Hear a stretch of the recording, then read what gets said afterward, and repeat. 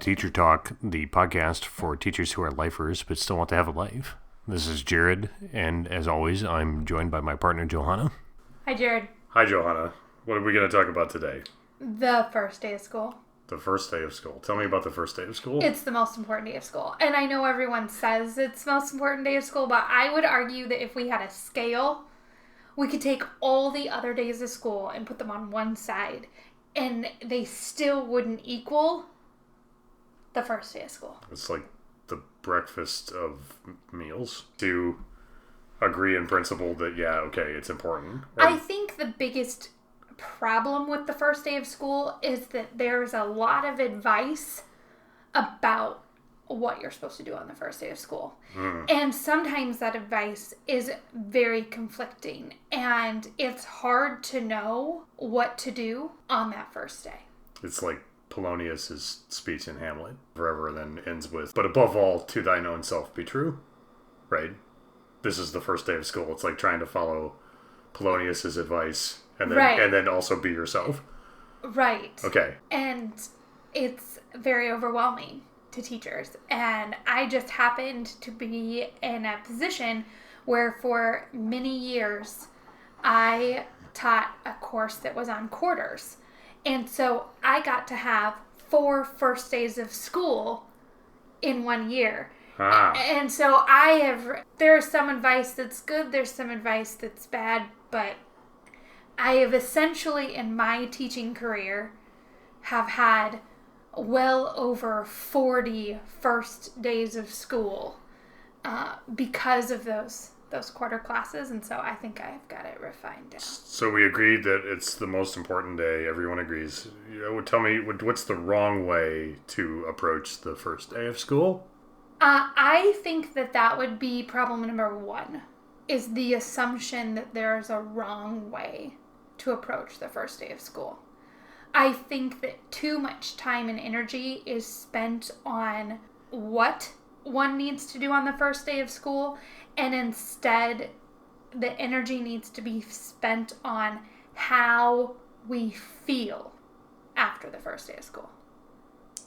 Okay. So, how do we want to feel after the first day of school? Everyone should feel hopeful. Everyone should feel energized. And everyone should feel like they want to go back.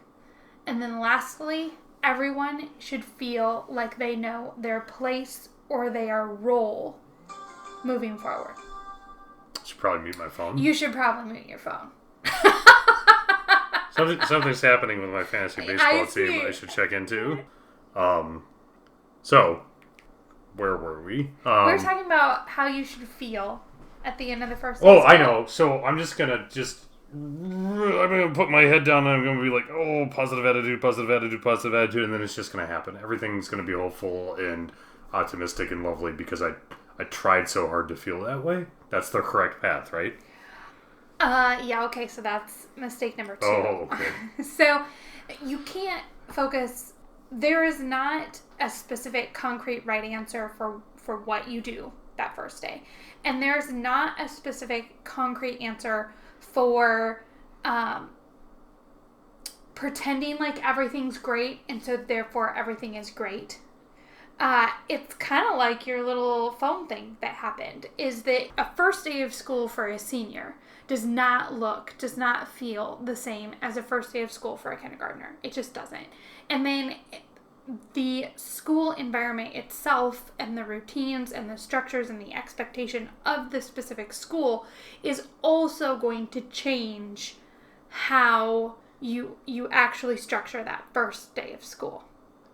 Whether you have 20 minutes with the kids on their first day or whether you have the entire first day, I have to hit 4 key elements. Oh, this is good because you're talking like it was going to be hard, and no one wants to listen to this to hear that. Oh, it's hard to have a good first day.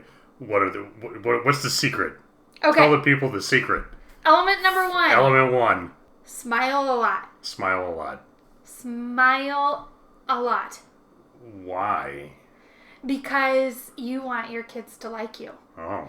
And you want to be likable. That probably makes everything easier. You want to be joyful and happy and excited and someone that they want to be around and someone that they want to make smile and laugh.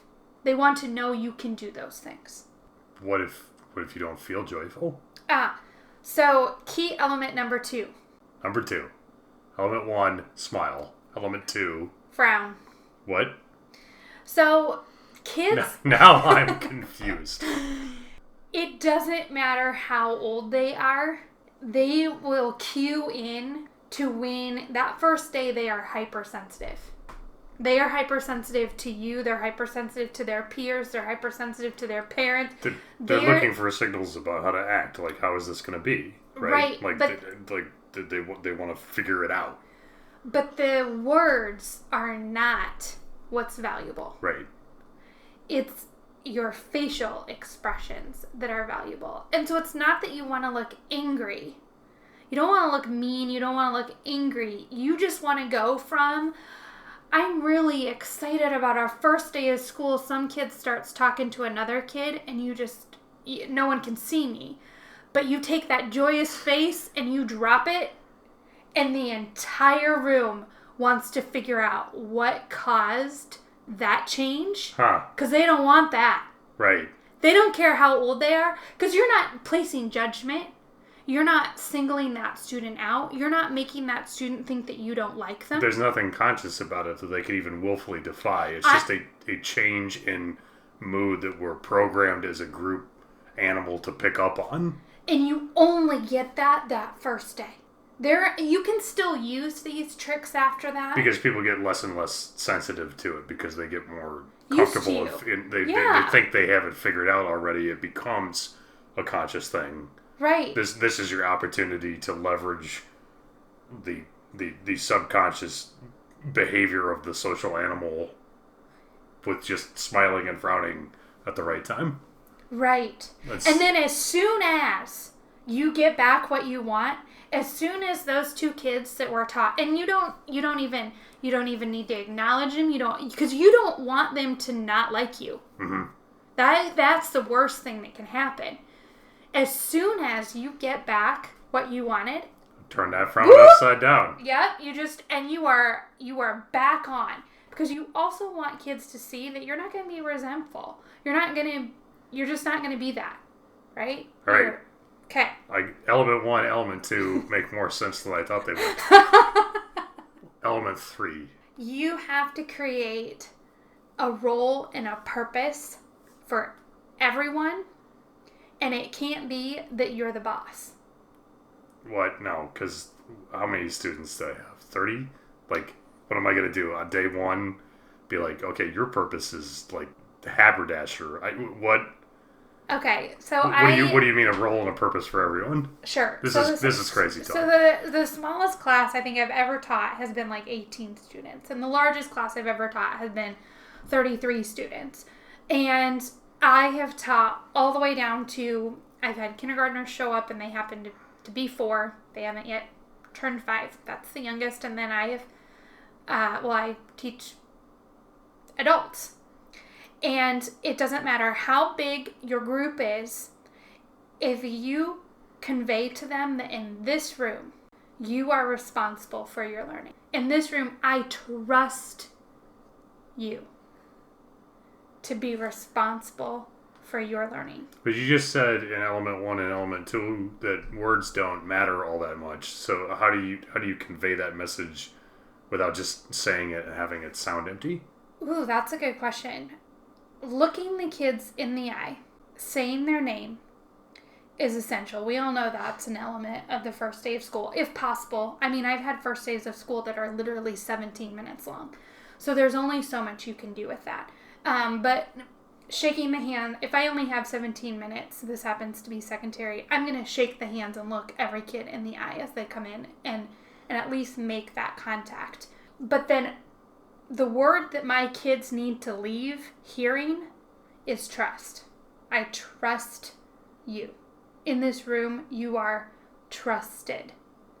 And when you combine that with smiling when they are essentially showing that they are trustworthy, Mm-hmm. and frowning when they are being untrustworthy, and then explaining to them that by the very nature of them being there and you acknowledging that they're a human being, that you are going to trust them, something happens.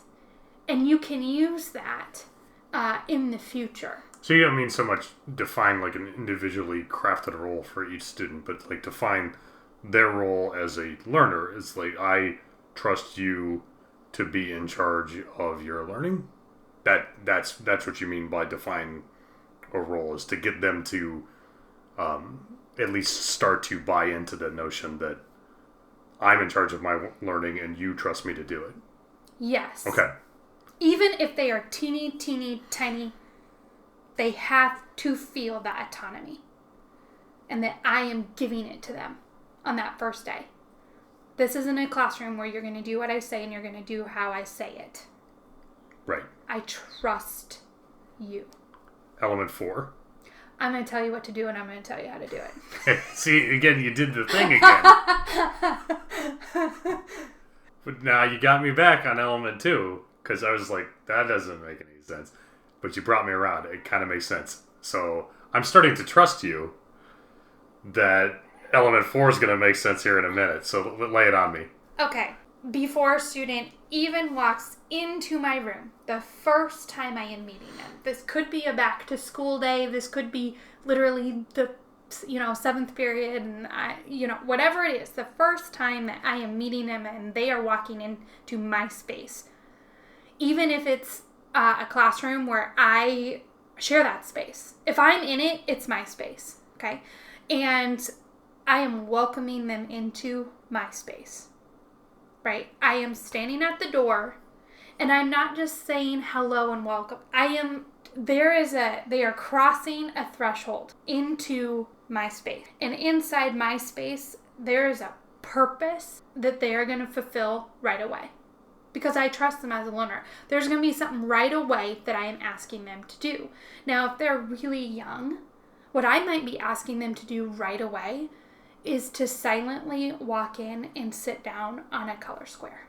And I might tell them, I might say, welcome to my classroom. What's your favorite color? My favorite color is red. Good. I want you to go sit on a red square. Right? And I'm giving them a task to fulfill. Because that's where I figure out who needs more love than others. Because the kid that this isn't always true, but this is what I've kind of learned over the years. The kid that needs the attention is then going to go sit down on a blue square. Or isn't going to sit down at all. They're going to go see what's on a table. Or now at the secondary level, my task might be more complicated, but I'm going to give them a task to do right away. And any kid that is needing more attention I think it's subconscious. I don't think they mean to, but they're not going to do that. They'll self-select themselves into that category of, I see what's going on here. But I imagine, I suspect there's a dual benefit here of also just sort of divining the environment of that threshold of like, okay, I'm in this room now, and there's just the expectations of behavior start instantly, right? Like all the ones that don't demonstrate a need for special attention are still getting some sense of like order or I don't know. I don't want to put words to your mouth on it. Well, they're proving to me that I can trust them as a learner. Okay. So I'm having those conversations, and I say, I trust you as a learner. I know I can trust you as a learner because I asked you to do X, and you did. The simple rules that I have you follow. Which means we're starting to establish trust.